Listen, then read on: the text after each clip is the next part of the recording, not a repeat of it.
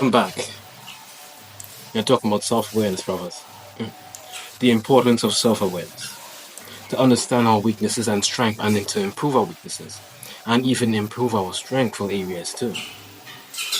We as men, young, old, must be always be self-aware to improve ourselves in any given area in our lives. Our surroundings, about what we feel, good or bad, strength or weaknesses. The importance of this is really out of this world. So let's get to the definition of self-awareness. Or my personal definition of self-awareness is basically knowing everything about yourself. It's knowledge of the self. It's knowing about your strengths, your weaknesses, your goods and bads, and what areas you can improve on. Now, why is it important? We as a people must practice self-awareness because as long as we know our weaknesses or know everything about ourselves, we tend to improve it. And we know when not to perform a task because we know we are not as strong in that area, so we have to keep improving. In order to really get confident in that area, we must practice and have evidence that we can do that. So in order to practice, you must become self-aware of what is going on within you and outside of you and what you can improve. It improves your decision making, especially too. You're more likely to make a decision that's in alignment with the core values. And your core values it's basically something that's important to you. Like for example, if I value love, I'm more likely to make a decision that's pointing in that direction. I'm just using that example. That's something that's pointing in that direction that helps push me forward towards my core values, so what I value. And self-awareness also improves your emotions, what you feel, or the conversation itself. Knowing and understanding your emotions could also improve your conversations with people and adapt to conversations. Even in conflict or just normal situations, you know how to adapt to them and understand what is going on around you. Even your relationships, your personal relationship, like a one-on-one with a person, friendships, even friendship-based relationships, understanding what you want from each other, that's also important. And understand that your words can harm someone else. It has the power to show love and to also hurt someone. So we have to be careful how we use them too. It also improves, let's say, as long as we are self-aware, and improves our environment too. Because we understand our emotional cues and triggers, and we are more likely to remove them. The things that are more likely to set us on edge. You're more likely to hide those cues and triggers and bring forth something else that encourages you to do the right thing, or points you in the direction of your core values, or the thing that you value most, or what you value highest. You have greater ability to regulate your emotions. The importance of regulating emotions to also achieve a certain goal. That's like self-control, for example, or self-regulation. If we have the ability to do that to achieve our goals, it's like you'll be unstoppable, brother and sister. We'll be unstoppable. If we have that much self-control to resist what is not there, to remove the things that distract us in our environment, we'll be able to achieve our goals or become successful. Well, as I said before, personal growth. Personal growth, as long as you know your strengths and weaknesses, you improve in your weakest area. Like for example, you have a problem with walking up and speaking to people. Try practicing walking up to 5 people daily and starting a conversation and saying hello or complimenting somebody. It actually does all that. And how do you become more self-aware?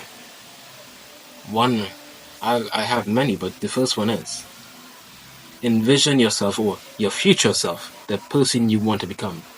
What is are the values of this person? What do they value? Who do they want to become? What matters to them most? Are they responsible and accountable? Are they going to commit? Is it a person that wants to be challenged in some way to grow? What motivates, or I shouldn't say motivates, what does this person want? Is he a disciplined person, doing it despite how he feels? And my second one is, what questions? It's asking what questions, not really why, because we don't really have access to our unconscious or subconscious. We don't really have control over that. Or we don't have access to that. But we can ask ourselves what questions. Like, if we are in an emotional, stressful situation, what is causing me to act out like this? Okay. How, in what way can I stop myself from acting like this? Probably change your environment more. Avoiding a certain thing, or even sometimes a certain person, but even sometimes you will still end up in conflict. So it's basically asking more questions for yourself, an objective question. My third one is a lot of people tend to be uncomfortable with this. Is asking people about what are their thoughts on you, what do they think about you, and seeing what the person perceives of you and how you appear to them and how you appear to yourself. That's important too. It's like constructive criticism. In what areas I can improve, determining on the feedback you get, you can improve yourself.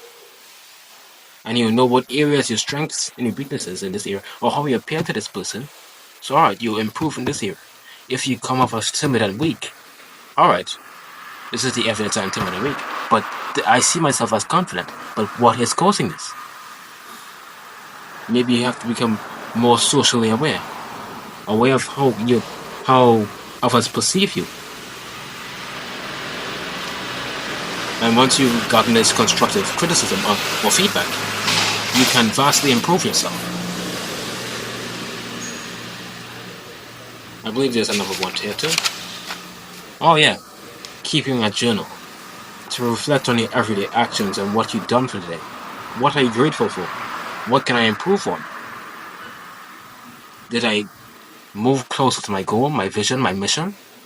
What did I learn today? Reflect back on your actions, your behaviors, and even practicing mindfulness, which is number 5. Being aware of the present moment, what you feel right now. Always being aware of what you feel. Right now, in this very moment, what do you feel? Or what is happening in your environment? What are you mindful of? And what are you grateful for? Practicing mindfulness.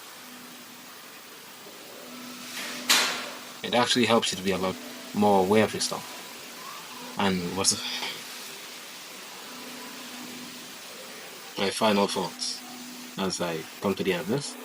Number 5 was the last one of how to improve your self-awareness here. Although there are even more options that we can dive through another time. But these are the major 5. My final thoughts.